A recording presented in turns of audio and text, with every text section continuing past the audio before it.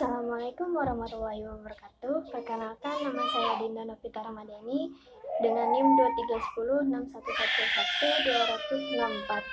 Jadi di sini saya akan menjelaskan tentang jurnal yang berjudul Partisipasi Masyarakat Adat dalam Konservasi Sumber Daya Hutan di Kecamatan Kota Janto, Kabupaten Aceh Besar. Jadi di sini ada 4 pokok bahasan, yaitu abstrak dan pendahuluan, ya, kemudian ada metodologi, kemudian ada hasil dan pembahasan, dan yang terakhir ada kesimpulan. Kita masuk pada bab yang pertama, abstrak dan pendahuluan. Penelitian ini bertujuan untuk mengetahui tingkat partisipasi masyarakat adat dalam konservasi sumber daya hutan di Kecamatan Kota Janto, Aceh Besar. Metode yang digunakan adalah pendekatan kualitatif yang didukung analisis regresi ganda sederhana. Hasil penelitian menunjukkan bahwa tingkat partisipasi masyarakat adat tergolong rendah, sekitar 53% saja, bukan disebabkan oleh ketidakpedulian masyarakat terhadap lingkungan di sekitarnya, tetapi juga disebabkan oleh berbagai faktor seperti umur, pendidikan, pekerjaan, dan institusi adat. Diperlukan juga untuk penguatan lembaga adat serta peran pemerintah sebagai fasilitator konservasi berbasis kearifan lokal. Kemudian, keprihatinan masyarakat terhadap penurunan kualitas lingkungan tidak bersifat nasional saja, tetapi sudah mencapai taraf internasional. Peningkatan kebutuhan lahan pertanian dapat mengancam kawasan hutan, terutama di kawasan ekosistem Ulu Masen. Kemudian, hutan juga sangat penting berperan bagi masyarakat sekitar karena hutan dapat dijadikan oleh masyarakat sebagai pelindung desa maupun sumber air. Kemudian kita masuk ke bab kedua, metodologi, yaitu penelitian menggunakan metode deskriptif dengan pendekatan kualitatif dan kuantitatif yang sederhana. Data yang dikumpulkan melalui observasi, wawancara, dan penyebaran kuesioner di 3 desa yang tergabung dalam lembaga adat Porsaka. Data dianalisis secara kualitatif dan kuantitatif menggunakan regresi ganda untuk mengukur tingkat partisipasi masyarakat. Desa yang diteliti yaitu ada Bueng, Datacut, dan Awek. Berbatasan dengan hutan lindung Janto. Pemanfaatan lahan meliputi sawah, ladang, serta sumber air dari Krueng Kalo yang sudah dinikmati berkat proyek pipanisasi.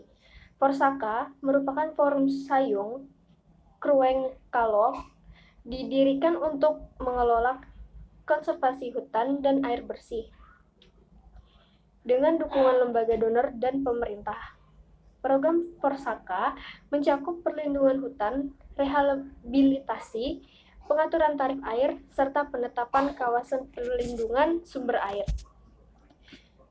Yang ketiga, hasil dan pembahasan.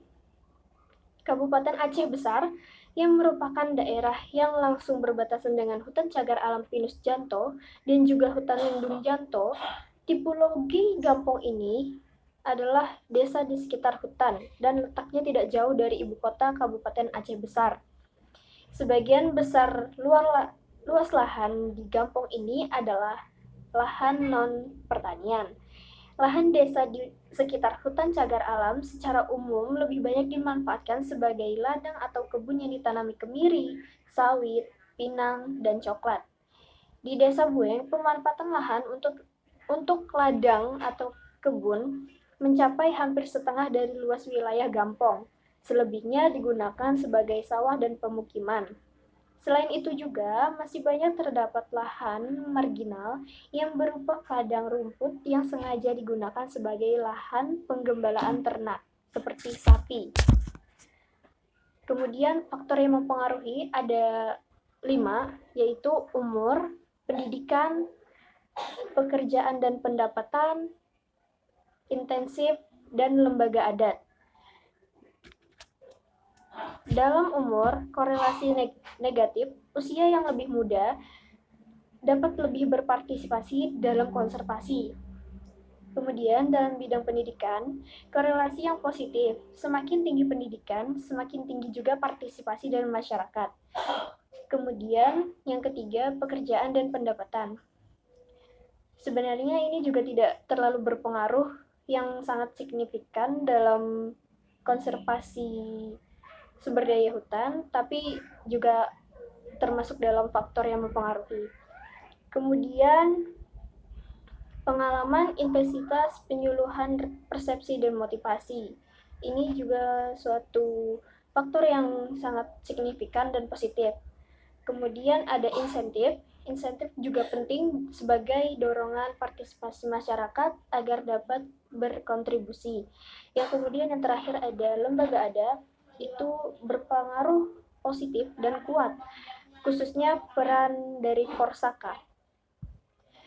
Kemudian partisipasi masyarakat dalam konservasi sumber daya hutan, semakin tinggi partisipasi masyarakat, semakin tinggi juga kegiatan konservasi yang dilakukan. Namun tingkat partisipasi dan konservasi masih tergolong rendah.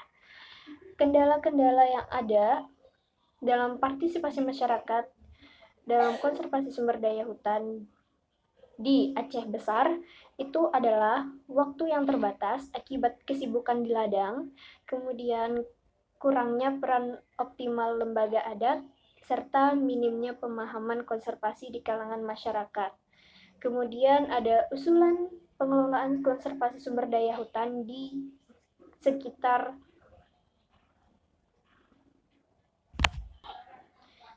di sekitar kawasan Aceh Besar, yaitu perlunya penguatan lembaga tradisional dan pelibatan langsung masyarakat adat dalam pengelolaan hutan.